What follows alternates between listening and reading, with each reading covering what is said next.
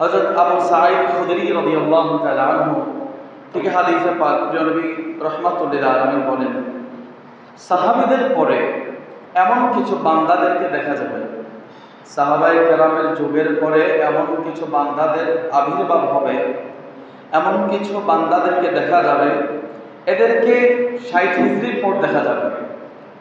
আল্লাহর হাবিবের পর খোলাফায়ে রাশিদিনের খেলাফত ৩০ বছর, আবু বকর সিদ্দিক, ওমরে ফারুক, ওসমানে গনি, মাওলানা শেরে খোদা, হযরত হাসান সহ রাদিয়াল্লাহু তাআলা আনহু, এই ৫ জনের খেলাফত মিলে ৩০ বছর আল্লাহর হাবিবের পর খেলাফত প্রতিষ্ঠিত ছিল। তারপরে আমিরে মুয়াবিয়া রাদিয়াল্লাহু তাআলা আনহু আমিরত চালু করলেন, রাজত্ব চালু করলেন, রাজা বাদশার যেই নীতি এটা চালু করলেন। আমিরে মুয়াবিয়ার পরে ৬০ হিজরিতে আমিরে মুয়াবিয়ার ইন্তেকাল রাদিয়াল্লাহু তাআলা আনহু। ৬১ হিজরিতে ৬০ হিজরিতে যখন আমিরে মুয়াবিয়া ইন্তেকাল করলেন, আমিরে মুয়াবিয়া ইন্তেকালের দিন ইয়াজিদ মসনদে বসলেন, ইয়াজিদ রাজা হলো। তা আল্লাহর হাবিব বলছেন ৬০ হিজরির সময় এই বান্দাদের প্রকাশ পাবে। কোন বান্দারা? যেই বান্দারা সাহাবীদের পরে আসবে, এরা নামাজ বরবাদ করবে, নামাজ পড়বে না ঠিক মতো, নামাজ তরককারী হবে এবং ইচ্ছে মতো চলবে। আল্লাহ ওই সমস্ত বান্দাদেরকে যারা নামাজ তরক করবে এবং ইচ্ছা মতো চলাফেরা করবে, দিন ধর্মকে পরিবর্তন করে ফেলবে, ওই সমস্ত বান্দাদেরকে আল্লাহ গায়ী নামক জাহান্নামে দিবেন। জোরে বলুন নাউযুবিল্লাহ। তো দেখা গেল ৬০ হিজরিতে ইয়াজিদ মসনদে বসেছেন, রাজত্ব পেয়েছেন, এই হাদিসের ইঙ্গিত ইয়াজিদের দিকে। তারপর ইমাম ইবনে হাজার আসকালানী রাহমাতুল্লাহ আলাইহি তার ফাতহুল বারী শরহে সহিহুল বুখারীতে ১২তম খণ্ডের ৭ নম্বর পৃষ্ঠাতে বর্ণনা করেছেন, হযরত আবু বকর সিদ্দিক, হযরত আবু হুরায়রা রাদিয়াল্লাহু তাআলা আনহু থেকে হাদিস, তিনি বলতেছেন, আমি রাসূল পাক সাল্লাল্লাহু আলাইহি ওয়াসাল্লামকে বলতে শুনেছি, তিনি বলেন, আল্লাহ আমি আপনার কাছে ইমারাতুস সিবিয়ান থেকে পানা চাই। সাহাবায়ে কেরাম প্রশ্ন করলেন, ইয়া রাসূলুল্লাহ, ইমারাতুস সিবিয়ান কি? আমার নবীজি বললেন, ইমারাতুস সিবিয়ান হলো অল্প বয়সের রাজা, যারা অল্প বয়সে রাজত্ব পাবে ওই সমস্ত রাজাদের থেকে পানা চাই। আল্লাহর হাবিব আল্লাহর কাছে দোয়া করছেন। তো অল্প বয়সের রাজা থেকে পানা চাওয়ার কারণ কি? আল্লাহর হাবিব তারপরে বলতেছে যে তোমরা যদি ওই সময় পর্যন্ত বেঁচে থাকো, বয়স পাও, দেখবে যে অল্প বয়সের রাজা যারা হবে তাদেরকে যারা অনুসরণ করবে তাদের দুনিয়া বরবাদ হয়ে যাবে। আর ওই অল্প বয়সের রাজারা দিন ধর্ম বরবাদ করে দিবে এবং মানুষ যারা ওই অল্প বয়সের রাজার অবাধ্য হবে, বিরুদ্ধাচরণ করবে, তাদেরকে দুনিয়া থেকে তারা বিদায় করে দিবে। এই হাদিসও ইয়াজিদকে ইন্ডিকেট করে। আল্লামা ইবনে হাজার আসকালানী হাইতামি, আল্লামা ইবনে হাজার হাইতামি মাক্কি রাহমাতুল্লাহ আলাইহি, মুহাদ্দিসে মাক্কিও বলা হয় না, as-সাওয়ারিকুল মুহরাকাতে একটা হাদিস বর্ণনা করেছেন, হযরত আবু হুরায়রা রাদিয়াল্লাহু তাআলা আনহু থেকে হাদিস পাক। আল্লাহর কাছে হযরত আবু হুরায়রা দোয়া করতেন, ওগো আল্লাহ, আপনার কাছে আমি ৬০ হিজরি থেকে পানা চাই। কেন তিনি ৬০ হিজরি থেকে পানা চান? কেন? ৬০ হিজরিতে আমির মুয়াবিয়ার ইন্তেকাল, ৬০ হিজরিতে ওই ইমারাতুস সিবিয়ান শুরু হয়েছে, অল্প বয়সের রাজার রাজত্ব শুরু হয়েছে, ইয়াজিদের ক্ষমতা শুরু হয়েছে। তো আমিরে হযরত আবু হুরায়রা আল্লাহর কাছে দোয়া করতেন, ওগো আল্লাহ, আমি আপনার কাছে ৬০ হিজরি থেকে পানা চাই, ৬০ হিজরির আগেই আমি দুনিয়া থেকে চলে যেতে চাই। আল্লাহ রাব্বুল আলামিন আবু হুরায়রার দোয়া কবুল করলেন। দোয়া কবুল করে আবু হুরায়রার ইন্তেকাল হলো ৫৯ হিজরিতে। তো ইয়াজিদ ৬০ হিজরিতে ক্ষমতায় বসলেন। বসার পর ৬১ হিজরিতে কারবালার ঘটনা হলো। তারপরে আরেকটা হাদিস শরীফ আপনাদেরকে শোনাই, মিশকাত শরীফের ৪৬৩ পৃষ্ঠার হাদিস। হযরতে সাহেবা রাদিয়াল্লাহু তাআলা আনহু বলেন, কিয়ামত পর্যন্ত রাষ্ট্রপ্রধান হবে যারা, কিয়ামত পর্যন্ত যারা রাষ্ট্রপ্রধান হয়ে ফিতনা ফাসাদ তৈরি করবে, ফিতনা ফাসাদের জন্ম দেবে, ফিতনা ফাসাদ লাগাই দেবে, তাদের নাম, তাদের বাবার নাম আল্লাহর হাবিব একদিন আমাদেরকে বললেন। এখন থেকে শুরু করে আল্লাহর হাবিব থেকে শুরু করে কিয়ামত পর্যন্ত যারা রাজত্ব পেয়ে ফিতনা বাজাবে, ফিতনা করবে, তাদের নাম তাদের বাবার নাম আল্লাহর হাবিব রাহমাতুল্লিল আলামিনদের সাহাবীদেরকে বলেছেন। এবং সাহাবীরা বলে আমরা গণনা করতে লাগলাম, গণনা করতে করতে প্রায় 300 নাম আল্লাহর হাবিব আমাদেরকে বলেছেন। জোরে বলুন সুবহানাল্লাহ। 1400 বছর আগে, 1450 বছর আগে আল্লাহর হাবিব সাহাবায়ে কেরামদেরকে বলতেছেন কোন রাজা কখন রাজত্ব পেয়ে, কোন বাবার সন্তান কখন রাজত্ব পেয়ে দুনিয়াতে ফিতনা লাগাবে, এই সংবাদ আল্লাহর হাবিব 1450 বছর আগে সাহাবীদেরকে দিয়েছেন। সাহাবীরা বলতেছেন আমরা গণনা করতে করতে 300 পার হয়ে গেছে। আল্লাহর হাবিব জানতেন কোন রাজা রাজত্ব পেয়ে ফিতনা করবে, ফিতনা বাঁচাবে, ফিতনা দুনিয়ার মধ্যে ছড়িয়ে দিবে, তাদের নামও বলেছেন, তাদের বাবার নামও বলেছেন। এটাকেই ইলমে গায়েব বলে। আল্লাহর হাবিব যে 300-এর উপরে রাজার নাম বললেন যে তারা দুনিয়াতে এসে ফিতনা করবে, এটাকেই ইলমে গায়েব বলে। এছাড়া ইলমে গায়েব নিয়ে আজকে কিছু আলোচনা আসবে, কেননা কারবালা ইমাম হুসাইন রাদিয়াল্লাহু তাআলা আনহুর শাহাদাত সম্পূর্ণটাই আল্লাহর হাবিব আগেই বলে দিয়েছিলেন। যেই ঘটনার আগে সংবাদ প্রকাশিত হয় এটাই গায়েবের সংবাদ। তারপরে আসেন আল্লাহর হাবিব রাহমাতুল্লিল আলামিন তারপর বলতেছেন ইমাম আবু ইয়ালা মুসনাদে আবু ইয়ালাতে 2582 নং হাদিসে পাকে ইরশাদ করেছেন সহিহ সনদে, হযরত আনাস বিন মালিক রাদিয়াল্লাহু তাআলা আনহু থেকে বর্ণিত ও আবু উবাইদা থেকে হাদিস বর্ণনা করেছেন। নবী করিম সাল্লাল্লাহু আলাইহি ওয়াসাল্লাম বলেন সর্বদা এই উম্মত ন্যায়ের উপর প্রতিষ্ঠিত থাকবে, রাষ্ট্রপ্রধানরা ন্যায়ের উপরে থাকবে। থাকতে থাকতে এমন একটা সময় আসবে বনি উমাইয়া হতে একজন রাষ্ট্রপ্রধান হবে। বনি উমাইয়া হযরত আমিরে মুয়াবিয়ার বংশ, হযরত আবু সুফিয়ানের বংশ, যেই বংশ দিয়ে দুনিয়াতে ইয়াজিদের জন্ম হয়েছে। তো আল্লাহর হাবিব বলতেছেন বনি উমাইয়া গোত্র থেকে একজন রাষ্ট্রপ্রধান হবে। ওই রাষ্ট্রপ্রধান নবীর শরীয়তকে উল্টায় দিবে এবং তার নাম হবে ইয়াজিদ। চলে বলুন সুবহানাল্লাহ। আল্লাহর হাবিব ওই ইয়াজিদের নাম সহ বলে দিলেন যে ইয়াজিদ দুনিয়াতে এসে ভালো কাজ করবে না, সে দুনিয়াতে এসে দিন ধর্মকে উল্টায় দিবে, শরীয়তের বিরুদ্ধে চলবে, শরীয়তের বিরোধী কাজ করবে। তারপর ইমাম আহমদ বিন হাম্বল রহমতুল্লাহ আলাইহি তার সাওয়ারিকুল মুহারাকাতে 134 পৃষ্ঠায় হাদিস বর্ণনা করেন দামেস্কের বড় জামে মসজিদে। এবার আমরা ইয়াজিদের ছেলের মুখ থেকে শুনি ইয়াজিদ কেমন ছিল। ইমাম আহমদ ইবনে হাম্বল বর্ণনা করেছেন তার কিতাব।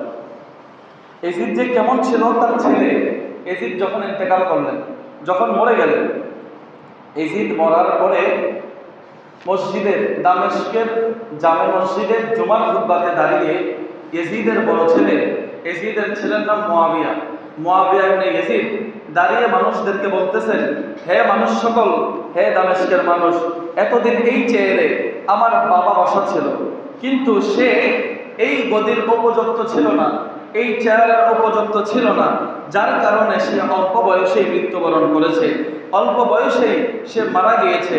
আমার বিশ্বাস তার কবরে কঠিন আযাব হচ্ছে। ইয়াজিদের ছেলে বলতেছে যে আমার বিশ্বাস ইয়াজিদের কবরে কঠিন আযাব চলতেছে, কেননা সে আওলাদে রাসূলকে শহীদ করেছেন, মদ পান করত এবং মদকে হালাল করেছিল সে। এই জন্য আমার মনে হয় আমার বাবার কবরের অবস্থা বেশি ভালো না, তার কবরটা অনেক কঠিন আযাবে অতিষ্ঠ হয়ে আছে।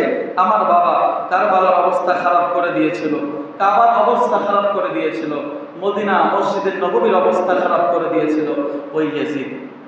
ইয়াজিদের ছেলে বলতেছে যে আমার বাবা এই চেয়ারের উপযুক্ত ছিল না।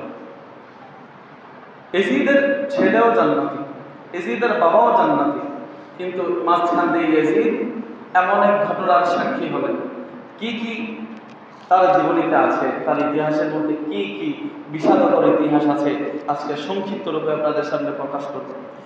তো ওই ইয়াজিদ 61 হিজরিতে কারবালার ঘটনা ঘটালেন, সম্পূর্ণটাই ইয়াজিদের আদেশে হয়েছে।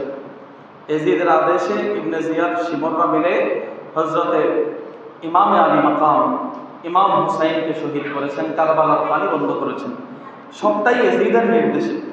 তারপরে আসেন 61 হিজরিতে কারবালা সংঘটিত হলো।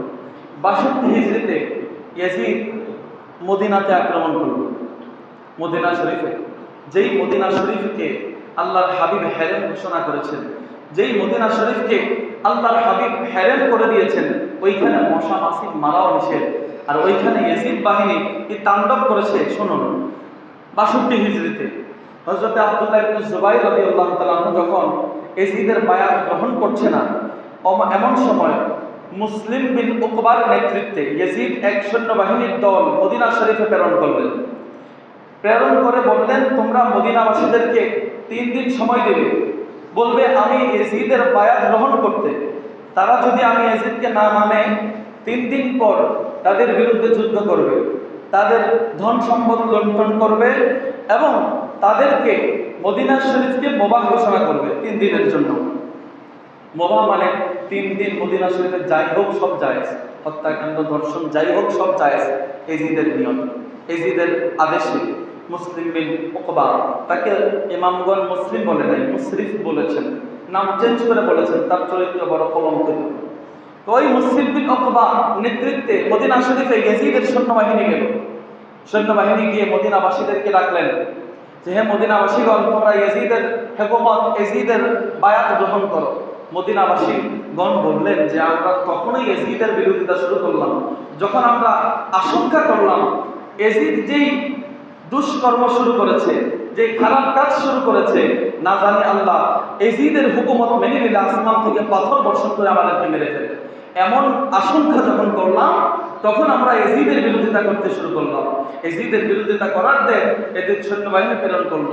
প্রেরণ করার পর সৈন্যরা এসে বললেন, তোমাদেরকে 3 দিন সময় দিলাম, ইয়াজিদের হুকুমত কবুল করো, ইয়াজিদের হাতে বায়াত গ্রহণ করো, নয়তোবা তোমাদের বিরুদ্ধে যুদ্ধ ঘোষণা হবে।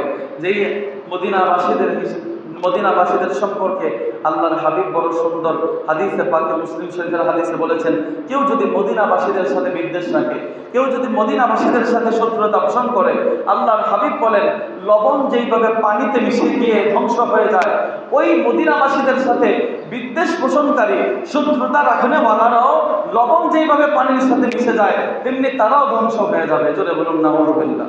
ওই ইয়াজিদ সৈন্যবাহিনী প্রেরণ করলেন মদিনা শরীফে। তার আগে এলান করলেন, 3 দিন সময় দিলাম, তোমরা ইয়াজিদের নেতৃত্ব, ইয়াজিদের হুকুমত, ইয়াজিদের বায়াত কবুল করো, না হলে তোমাদের বিরুদ্ধে যুদ্ধ হবে।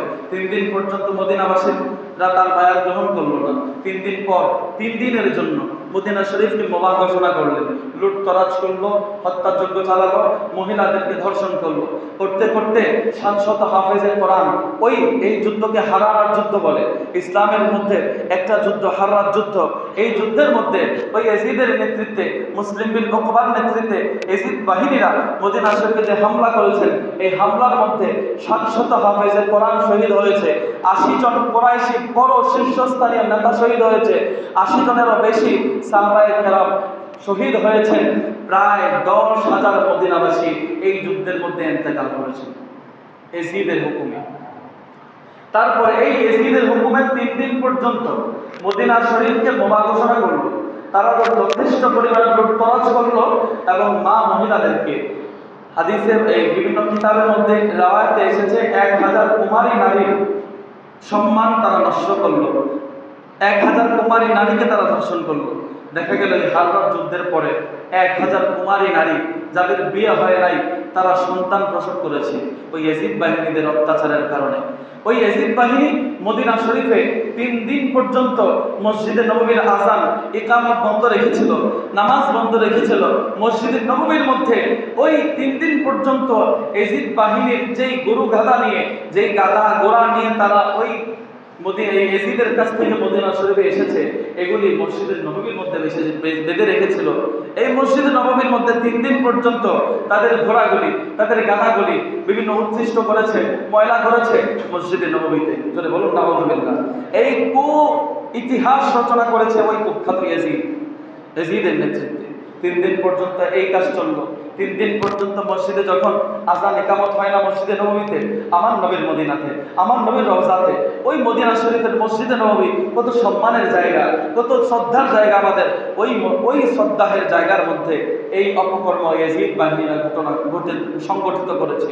3 দিন পর্যন্ত যখন আযান ইকামত বন্ধ, সাঈদ ইবনে মুসাইব আল্লাহর নবীর সাহাবী বলতেছে, তাদের ভয়ে আমি রওজা শরীফের এক কোণার মধ্যে আত্মগোপন করলাম, লুকিয়ে রইলাম, আমি গা ঢাকা দিলাম যেন তাদের অত্যাচার থেকে বাঁচতে পারি।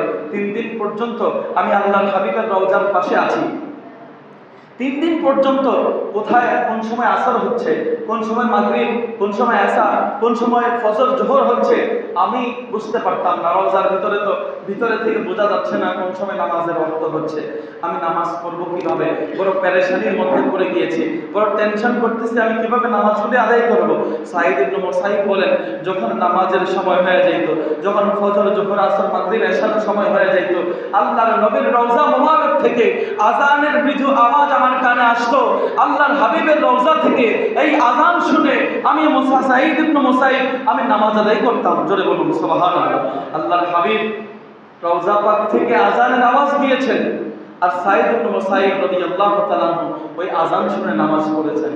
আল্লাহর হাবিব তো জিন্দা, আমাদের সুন্নিদের আকীদা আল্লাহর হাবিব জিন্দা, আহলে সুন্নাতের আকীদা আল্লাহর হাবিব জিন্দা, সমস্ত আউলিয়া কেরামের আকীদা আল্লাহর হাবিব জিন্দা, সমস্ত সাহাবায়ে কেরামের আকীদা আল্লাহর হাবিব জিন্দা, সমস্ত ফিকহি কিতাবের আকীদা আল্লাহর হাবিব জিন্দা। সমস্ত মুসলমানের একটাই আকীদা হওয়া উচিত যে আল্লাহর হাবিব জিন্দা। এই জন্য তো আলা হযরত বারেলির কলমদর খুব সুন্দর করে ইমাম আহমদ রাজা খান বারেলি রাহমাতুল্লাহ আলাইহি লিখতেছেন যে তু জিন্দা है वल्लाह, तू जिंदा है वल्लाह, मेरे चश्मे आलम से चुप जाने वाले या रसूल अल्लाह। আল্লাহর কসম আপনি জিন্দা, আল্লাহর কসম আপনি জিন্দা। কেননা আমাদের চোখ তো গান্দা হয়ে গিয়েছে, আমাদের চোখ তো অপবিত্র হয়ে গিয়েছে। অপবিত্র জিনিস দেখতে দেখতে, গুনাহ করতে করতে আমাদের চোখের দৃষ্টি শক্তি যদিও আছে, কিন্তু পবিত্র জিনিস দেখার মতো ক্ষমতা আমাদের চোখে নাই।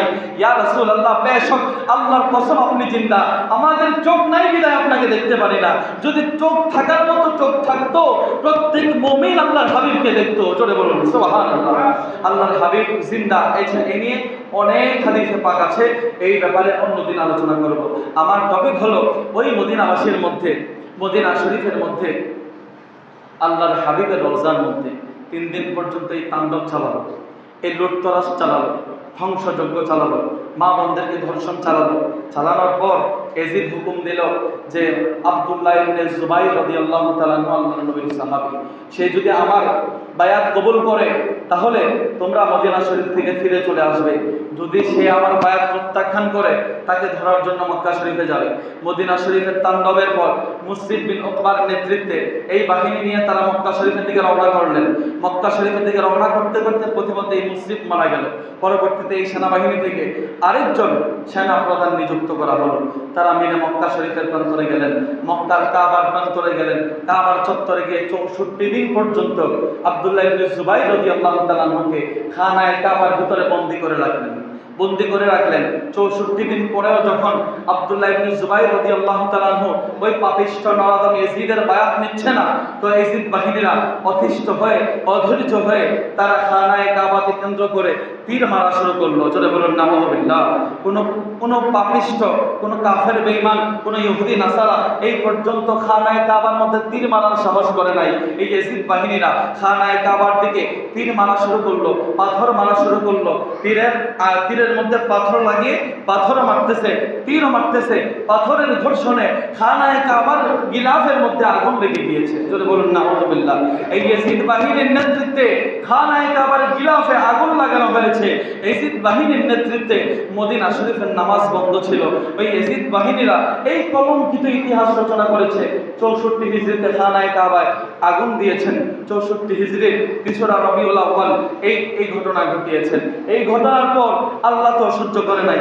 আল্লাহ সাথে সাথে আরো 10 দিন পরে ইয়াজিদের ইন্তেকাল হলো। ইয়াজিদের যখন ইন্তেকাল হলো, ওই ইয়াজিদ বাহিনী লন্ডভন্ড হয়ে গেল, এদিক সেদিক হয়ে গেল। তাদের নেতাই মারা গেছে, তাদের তো কোনো আর অস্তিত্ব থাকবে না, তাদের মতো ভেঙে গেল। এই ইয়াজিদের মাধ্যমে, ইয়াজিদের হুকুমের মাধ্যমে, ইয়াজিদের আদেশের মাধ্যমে মদিনা শরীফের আক্রমণের মতো এত ইতিহাস, এমন কঠিন ইতিহাস, বিষাদকর ইতিহাস কারবালা তো আছেই, মদিনা শরীফের আক্রমণ, মক্কা শরীফের খানায়ে কাবায় আক্রমণ, এগুলি সব হয়েছে ইয়াজিদের আদেশে। জোরে বলুন নাউযুবিল্লাহ।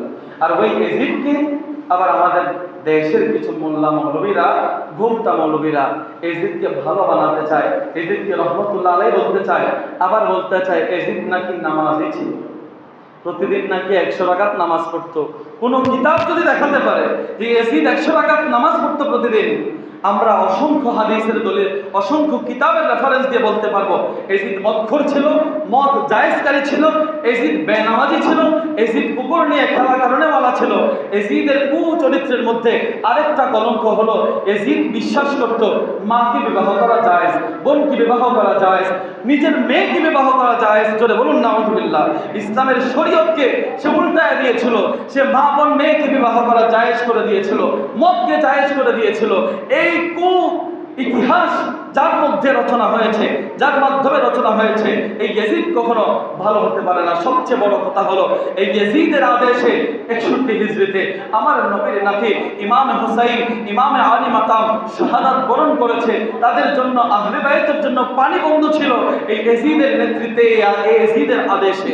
জোরে বলুন নাউজুবিল্লাহ। আমার নবী রাহমাতুল্লিল আলামিনের হাদিস, তিরমিজি শরীফের হাদিস।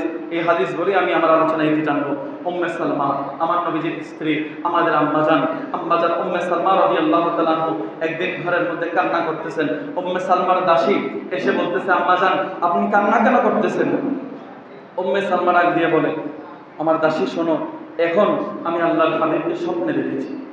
ওই দাসী বলে, ও আম্মাজান, ও আম্মাজান, আল্লাহর হাবিবকে স্বপ্নে দেখা তো বড় ভাগ্যের ব্যাপার, বড় আনন্দের ব্যাপার, বড় উৎসাহের ব্যাপার, বড় উদ্দীপনার ব্যাপার। আল্লাহর হাবিবকে দেখেছেন, ও তারপরে আপনি কান্না কেন করতেছেন?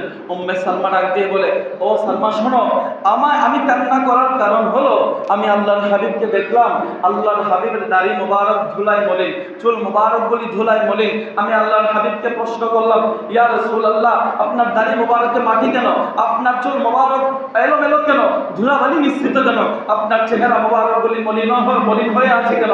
আল্লাহর হাবিব উত্তর দিচ্ছে, ও সালমা, ও উম্মে সালমা, আমি এই মুহূর্তে আমার নাতি ইমামে আলী মাকাম ইমাম হুসাইনের শাহাদাতের জায়গাতে উপস্থিত হয়ে আমি কারবালাকে প্রত্যক্ষ করেছি, আমি দেখে এসেছি। এই মুহূর্তে আমার নাতিকে কারবালায় এজিদ বাহিনীরা শহীদ করে দিয়েছে। আমি যখন আমার হুসাইন যখন শহীদ হয়ে গিয়েছে, আমি নবী রাহমাতুল্লিল আলামিন আমার হুসাইনকে বুকে নিয়ে ওই মাটির মধ্যে পড়ে গিয়েছি। ওই কারবালার মাটি আমার দাড়ির মধ্যে, আমার চুলের মধ্যে লেগে আছে। আমার হুসাইন ওই কারবালাতে এজিদ বাহিনীরা আমার হুসাইনকে শহীদ করে দিয়েছেন। আর ওই হুসাইনের শাহাদাত আমি নবী আমার চোখে এই মাত্র অবলোকন করে এসেছি। জোরে বলুন সুবহানাল্লাহ।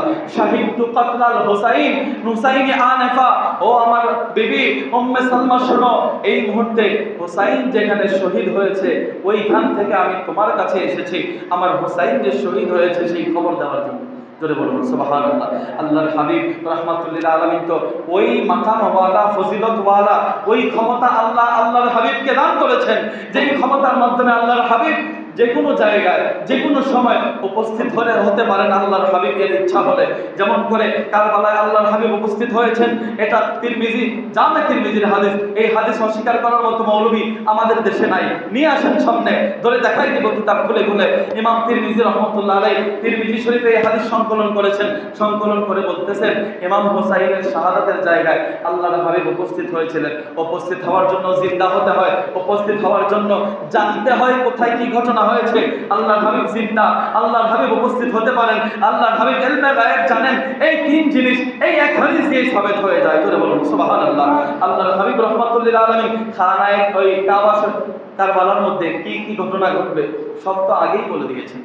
সবগুলি তো এই জন্য শায়ের খুব সুন্দর করে বলেছেন যে হুসাইনের শাহাদাত ইলমে গায়েবের প্রমাণ। হুসাইন যে শাহাদাত বরণ করবেন কারবালার প্রান্তরে, সবগুলি এই হাদিস আল্লাহর হাবিব অনেক আগেই দুনিয়াবাসীদেরকে জানিয়েছেন যে আমার এই হুসাইনকে কারবালার প্রান্তরে, ফুরাতের প্রান্তরে আমার হুসাইনকে শহীদ করে দেওয়া হবে। তো এই পাপিষ্ঠ ইয়াজিদ, যে ইয়াজিদের চরিত্রের মধ্যে এমন কলঙ্ক, মদিনা শরীফ আক্রমণ করার কলঙ্ক, খানায় কাবা শরীফে আক্রমণ করার কলঙ্ক, 61 হিজরিতে নবীর নাতি ইমাম হুসাইনের শাহাদাতের পিছনে ইয়াজিদের আদেশ, সব কিছুর জন্য দোষী এই ইয়াজিদ।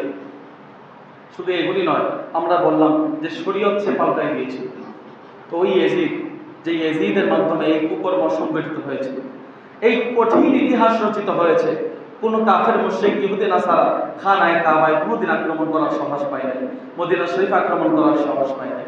কিন্তু এই বেয়াদব ইয়াজিদ, ওই নানাধম পাপিষ্ঠ নাজিস পলিত অপবিত্র ইয়াজিদ আল্লাহর হাবিবের মদিনা শরীফ আক্রমণ করেছে, মক্কা শরীফ আক্রমণ করেছে, আল্লাহর হাবিবের নাতিকে শাহাদাত বরণ করিয়েছে। এই কাজ যে ব্যক্তি করেছে, আমরা ওই ব্যক্তিকে কোনোদিনও ইমানদার হিসেবে মানতে রাজি না। ওই ব্যক্তির ইমানের মধ্যে যথেষ্ট ঘাটতি আছে। আল্লাহর হাবিবের নামাজ তরক করত, মদকে সে হালাল মনে করত। কোনো ব্যক্তি যদি হালাল জিনিসকে হারাম মনে করে, হারাম জিনিসকে হালাল মনে করে, সে কাফের হয়ে যাবে। তো এই এক জিনিসের ধরেই তো ইয়াজিদকে কাফের বলা যায়, যে ইয়াজিদ মদকে জায়েজ মনে করত। শুধু জায়েজ মনে করত তা নয়, তার হুকুমতের মধ্যে মদকে জায়েজ করে দিয়েছে, তোমরা মদ খাও, সে তো খাইতো, সবার জন্য জায়েজ করে দিয়েছে। তো এই এক জিনিস ধরে ইয়াজিদকে কাফের বলা যায়। ইয়াজিদের সম্পর্কে ইমামগণ অনেক মতামত দিয়েছে। কেউ কেউ বলেছে ফাসিক ছিল, কেউ কেউ বলেছে কাফের ছিল, বিভিন্ন মতামত ছিল। আমাদের মত হলো, আহলে সুন্নাতের মতামত হলো, এই কুকর্মগুলি, এই ইতিহাসগুলি যে ইয়াজিদের মাধ্যমে রচিত হয়েছে, ওই ইয়াজিদ কোনোদিন আমাদের সামনে ভালো ভালো কোনো মুসলমান বলতে পারে না। কোনো মুসলমান যদি বলে সেই ইতিহাস জানে না, হয়তো ইয়াজিদের এজেন্ডা সে বাস্তবায়ন করতে যাচ্ছে। এই কিতাবগুলি যদি সে পড়ে, কোনোদিনও সে ইয়াজিদকে ভালো বলতে পারবে না। আমাদের মোল্লা মুন্সিরা আবার ওই ইউটিউব, ফেসবুকে বিভিন্ন ভিডিওতে দেখা যায় ইয়াজিদের নামের উপর আবার রহমতুল্লাহ আলাইহি বলে। চলে বলেন না নাউজুবিল্লাহ।